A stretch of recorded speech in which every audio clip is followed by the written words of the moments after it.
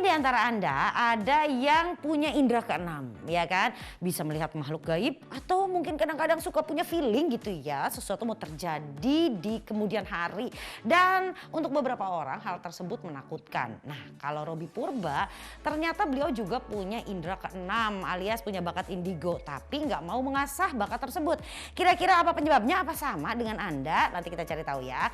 Selain itu juga ada lagi nih ya kan, kalau kita bicara tentang hubungan keluarga ini agak-agak kompleks ya. Begitu juga yang terjadi pada Tisa Biani dan pasangannya yaitu Dul.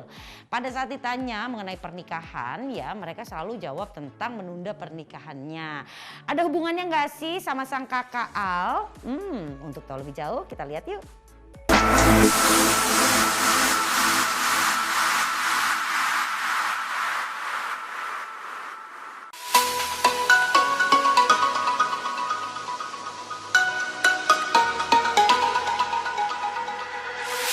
Banyak teman-teman yang menawarkan, ayo bang kalau mau lo pelajari buka mata batin endebra. Aku pengennya terlihat normal sih mas gitu. Karena kalau sekali kebuka kita nggak tahu apakah bisa ketutup kan. Dan mereka yang sudah dealing dengan hal-hal yang berbau dengan mistis ini atau mungkin indera keenam mereka kan bukan setahun 2 tahun. Kalau misalkan aku tiba-tiba dibuka, aku bisa gila lah mendadak. Jadi aku nggak berani. Memang kita diwajibkan untuk percaya. Itu udah ini kan ya, udah ajaran Islam lah gitu. Jadi baru di situ aku percaya memang mereka benar-benar ada gitu.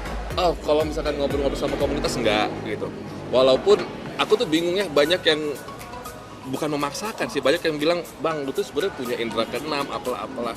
Tapi aku tidak mengimani dan meyakini itu dan aku tidak mengamini bahwa aku punya kelebihan itu gitu.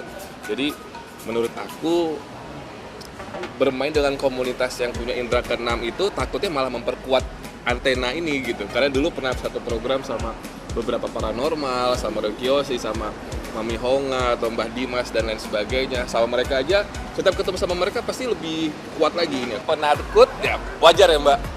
Aku tuh lebih baik jangan gini deh. Nggak apa-apa mereka ada, mereka nggak apa-apa menampilkan diri, tapi jangan dadakan.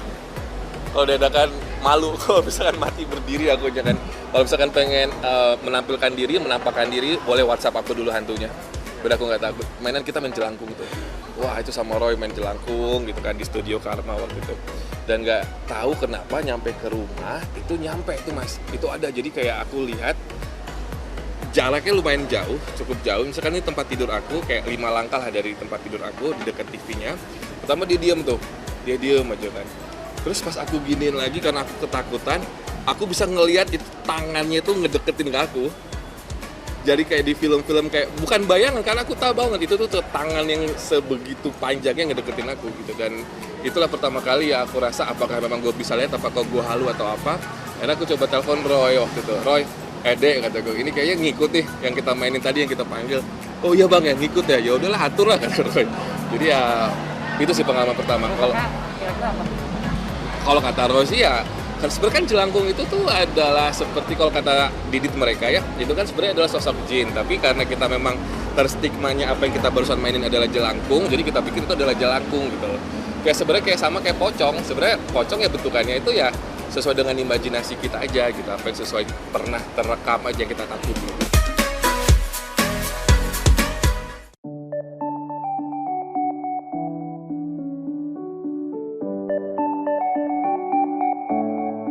Kalau untuk tahun ini sih belum, karena kan masih sama-sama fokus karir juga. Tahun depan juga ya pokoknya jalanin aja dulu sih gitu, karena dua-duanya sama-sama masih kerja sih, masih cari uang yang banyak dulu deh biar bisa cukup nanti pas udah nikah. Alhamdulillah sih sejauh ini cukup untuk kehidupan sehari-hari gitu. Kalau planning sama Dul sih kita orangnya lebih ke gak mau takabur juga ya gitu, maksudnya bukan yang kayak nunda waktu pernikahan atau gimana segala macam, pokoknya sedikasinya aja sama yang di atas gitu.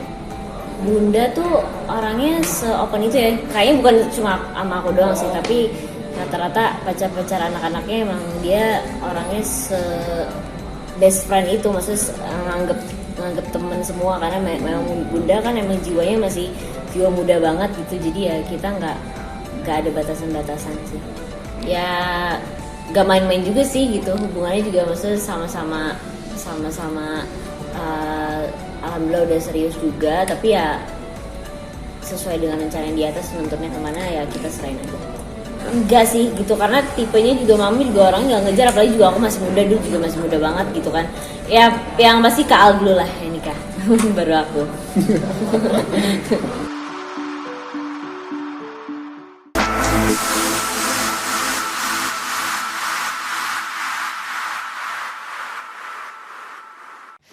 Ya itu dia, ternyata ya nggak semua orang yang dikasih gift alias bakat ya untuk bisa melihat sesuatu di masa depan ataupun sesuatu yang gaib itu malah senang gitu ya. Bisa jadi takut seperti yang dialami oleh Robby Purba. Ya sudahlah ya. Oke, kalau kita bicara juga tentang keputusan dari Tisa dan Dul, ya mungkin itu yang terbaik ya. Apapun itu mudah-mudahan Al juga bisa segera melangkah ke jenjang pernikahan. Jadi Tisa sama Dul juga bisa menyusul. Oke, masih banyak lagi loh cerita selebriti Indonesia lainnya. Jangan kemana-mana, tetap di sini di Selebriti.